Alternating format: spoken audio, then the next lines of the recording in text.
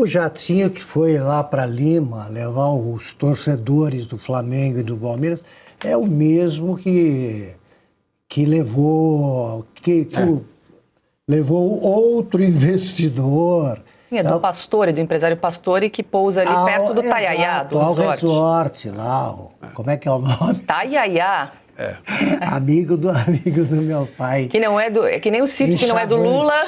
Eu tenho até o resort que não é do Tem uma Top. sugestão até. Se os depoentes não sei se a Polícia Federal vai topar, mas se os depoentes não estão querendo falar, talvez estejam um pouco tensos.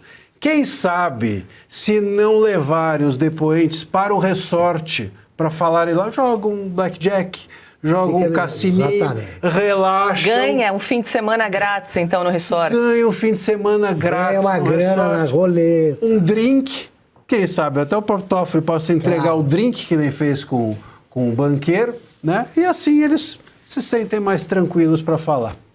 Piotr, antes de te ouvir, deixa eu só pedir para a nossa produção exibir a capa desta Semana da Oeste, porque cantamos a bola na última sexta-feira com a publicação Podres Poderes. Hoje, a nossa manchete, nosso destaque era o escândalo do Banco Master chega ao Palácio do Planalto, chega ao gabinete do presidente Lula. E essa reportagem, na verdade, são vários artigos, né, que falam do Legislativo. Você ficou com a missão do Executivo. Sim. E também tem o Judiciário. Tudo isso amarrado pelo Augusto Nunes, que foi nosso diretor interino na semana passada, amarrou todos esses artigos, inclusive nós estamos disponibilizando esse artigo, inclusive para quem não é assinante da Oeste, uma possibilidade para você degustar um dos artigos da nossa revista digital, esse que está na tela, Os Poderes Apodrecem na Praça. Começou outro grande faroeste, a brasileira, da nossa edição 306, escrito pelo Augusto Nunes. Está aí, então, artigo liberado para não assinantes da revista Oeste. E deixa eu aproveitar que tem um outro artigo, aliás, uma entrevista com o grande jurista Manuel Gonçalves Ferreira Filho, que foi realizada pela Branca Nunes, nossa diretora de redação. Também essa entrevista nós liberamos para não assinantes, então você que está acompanhando o Oeste Sem Filtro tem essa oportunidade de visitar esses dois artigos que são exclusivos, né, para quem assina e prestigia o nosso jornalismo independente. Eu tenho certeza, depois de você visitar esses artigos, você também vai querer se tornar nosso assinante. Entre em contato, aqui eu tenho esse QR Code que aparece no cantinho da tela durante todo o nosso programa para mais informações. Mas diga lá, Piotr, que eu não queria perder o fio da meada para mostrar essa capa. Só me permita fazer uma menção ao Dr. Manuel Gonçalves, cujo currículo dispensa apresentações, mas ele foi naquele evento, convidado no evento do Gilmar Palusa, lá foi aplaudido de pé, mas parece que os ministros do Supremo que estavam convidados não permaneceram na sala, mas foi aplaudido de pé ao defender a Constituição e explicar todos os abusos que estavam acontecendo no Supremo naquele momento. Só uma referência aqui, a entrevista está imperdível também. Se defendeu a Constituição, não tem como os ministros ficarem na sala. O Gilmar Mendes, há pouco tempo, numa entrevista, disse que os eventos que ele promove não são patrocinados. Só o Vorcaro patrocinou 5.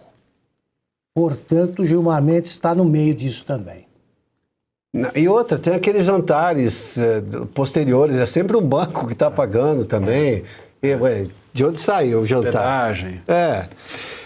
Eu vou só bem rapidamente sobre esse assunto, Paula. Você leu há pouco, a Polícia Federal tinha marcado para essa semana e os dois empresários aceitaram responder aos questionamentos, mas as defesas dos demais investigados dizem que ainda não houve acesso às provas colhidas pela Polícia Federal, o que impossibilitaria o exercício da ampla defesa. Voltamos a ter agora a alegação de ampla defesa? Agora vale, porque isso não era um problema até outro dia.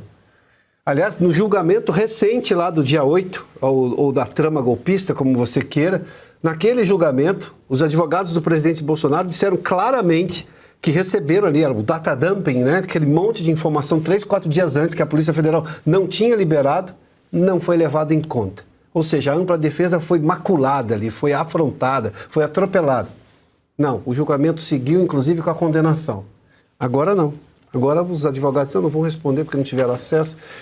Posso dizer, do ponto de vista técnico e teórico aqui, sim, se não tem direito, não tiveram acesso, tem o direito de ter acesso para depois, obviamente, poder exercer a sua defesa. A pergunta é por que lá atrás não se permitiu?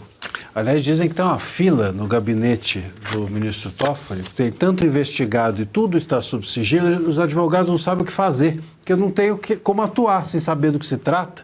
E tem uma fila de advogados na porta do gabinete do Toffoli para conseguir acesso. Eu inclusive, fico em dúvida se ele não deveria colocar prioridade para familiares, né, nessa fila. Quem sabe não ajuda. Marcília, esse adiamento pode, de alguma forma, ajudar o ministro Dias Toffoli, porque aí adia um pouco também essa decisão que ele vai ter, né, de repente, mandar esse caso para a primeira instância, e aí a pressão diminui um pouco, o caso arrefece, e aí ele vai ganhando um pouco mais de tempo? Pode ser uma estratégia, né, não só do Toffoli, mas eu acho que do STF. O STF está envolvido nessa questão. O Toffoli vai mandar isso para a primeira instância quando não tiver outro jeito, e quando tiver mais ou menos um norte de controle, até sobre a primeira instância. Não vamos também aqui ser ingênuos que simplesmente isso vai para a primeira instância e acabou. Até porque isso já veio da primeira instância, eles sabem para onde vai voltar. Teve já tanto que o Vorcaro foi solto por uma desembargadora da Justiça Federal. Então, quando voltar para... Reage em todas as instâncias. Hein? Todas as instâncias, exatamente. Inclusive, ela depois, salvo engano, essa desembargadora deu a soltura do Vorcaro depois de 4 pedidos. Né? Foram 4 pedidos, no quarto ela falou assim, quer saber? Acho que tem razão, né? Foi vencida pela insistência. Então, quando voltar para a primeira instância, eles mais ou menos sabem qual vai ser o destino. E creio que está havendo dentro do STF uma preparação para isso, porque é insustentável que esse caso permaneça com o Toffoli. O Toffoli vai derrubar o STF junto com a proteção que ele tem feito ao Banco Master. Bom, a gente segue falando sobre o Supremo, porque o presidente da Corte, o ministro Edson Fachin, afirmou numa entrevista ao jornal O Globo que não pretende ficar de braços cruzados caso tenha de analisar questionamentos envolvendo a investigação do Banco Master. O caso está sob relatoria do ministro Dias Toffoli e é alvo de pedidos de suspeição apresentados por parlamentares. Questionado sobre as condições de Toffoli continuar como relator do caso, Fachin destacou o seguinte, abro aspas para o ministro, como presidente do tribunal, não posso antecipar juízos sobre circunstâncias que eventualmente serão apreciadas pelo colegiado. Parte do que foi mencionado envolve atos não jurisdicionais. Mas uma coisa é certa, quando for necessário atuar, não vou cruzar os braços, doa a quem doer. Fecha aspas. Fachin também foi questionado sobre sua avaliação a respeito das reações negativas à nota em defesa de Toffoli no Supremo, divulgada na semana passada. Fachin destacou o seguinte, uma nota institucional da presidência do tribunal tem, antes de tudo, o dever de defender a institucionalidade. Nesse caso específico, defendeu-se a regularidade da atuação jurisdicional durante o recesso, uma vez que o ministro relator foi designado por sorteio aleatório e optou por continuar trabalhando. Além disso, procurei enfatizar a autonomia técnica das instituições de controle, Banco Central, Polícia Federal e Ministério Público. Cabe à Polícia Federal investigar com transparência, ao Ministério Público exercer plenamente suas atribuições. Nada está imune à crítica, nem o Supremo, nem qualquer um de seus ministros. As interpretações da nota são legítimas, sejam elas quais forem. Fecha aspas. Posso dizer claro. Uma frase que isso é minha declaração, é a do governador de Minas, quando começou a Revolução de 32. Né?